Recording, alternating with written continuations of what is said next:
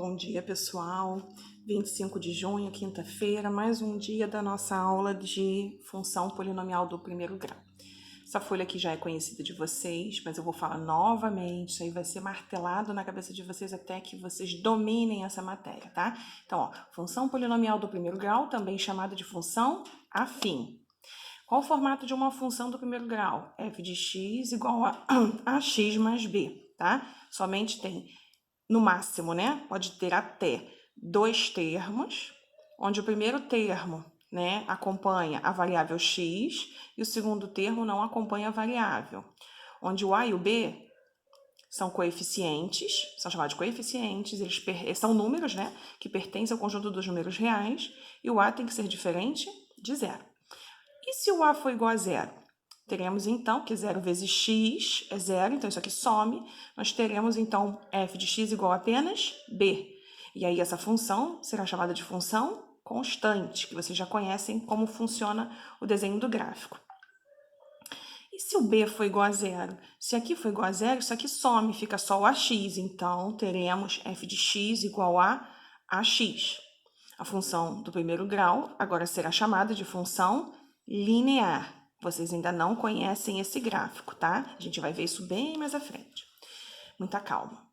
Então, o a e o b são chamados de coeficientes, só que cada um tem um sobrenome. O a se chama coeficiente angular e o b se chama coeficiente linear, tá?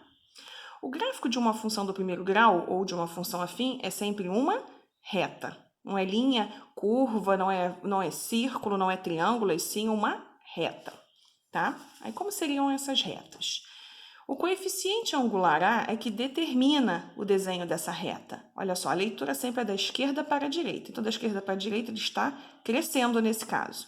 E nesse caso aqui, da esquerda para a direita, está decrescendo. E quem é que determina isso? É o coeficiente angular. Se o A, a medida, né, o valor do A, for um número maior do que zero, você já sabe que essa função vai ser crescente, vai ser algo semelhante a esse desenho. E se o A for menor do que zero, será decrescente, então vai ser semelhante a este outro desenho. Então, relembrando os exemplos, f de x igual a 3x menos 5, o valor de A é 3, o valor de B é menos 5. Se o A é 3 e 3 é maior do que zero, essa função é crescente. Tá? A leitura da esquerda para a direita vai ser subindo. F de x igual a menos x sobre 4 mais 10. Menos 1/4 é o valor de A, mais 10 é o valor de B. Menos 1/4 é menor do que zero, logo ela é decrescente. Então, a leitura da esquerda para a direita vai ser decrescente, tá? Continuando aí, né? A gente viu também o zero da função. Determinar o zero da função é igualar o y a zero, tá? Então, calcule o zero dessa função aqui. É colocar no lugar do f de x ou do y o zero e desenvolver a equação. E aí, quem são os pares ordenados? Né? Quem é o par ordenado do zero da função? X igual a menos 2 e y igual a zero.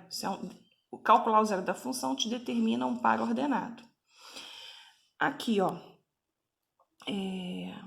Já nem me lembro por que eu botei isso, mas qual seria... Ah, não, lembro sim, mentira. Aqui, ainda nessa função, o valor de A é 2, o valor de B é 4. Se 2 é maior do que zero, logo essa função é crescente. Então, fazendo um esboço do gráfico dessa função, né? Você teria o plano cartesiano, marcaria o ponto de coordenadas menos 2 e 0, e a partir dele você faria o esboço de um gráfico crescente, já que o A, o coeficiente angular, é maior do que zero, tá? E desenharia. Só que se você olhar, você tem um ponto, que é o ponto de encontro, né, com o eixo das abscissas. Esse ponto de encontro é o zero da função, aqui. E você também tem um outro ponto, que é o ponto de encontro com o eixo das ordenadas, tá? Pensa o seguinte, se encontra o eixo das ordenadas, quais seriam as possíveis coordenadas? Uma delas você pode saber, porque se cruza o eixo das ordenadas, exatamente como cruzou aqui o eixo das abscissas, ó, se cruzou o eixo x, o y é igual a zero.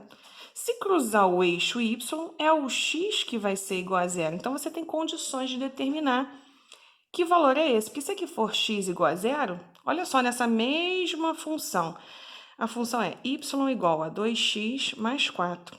Se eu igualar o y a zero, você tem o zero da função.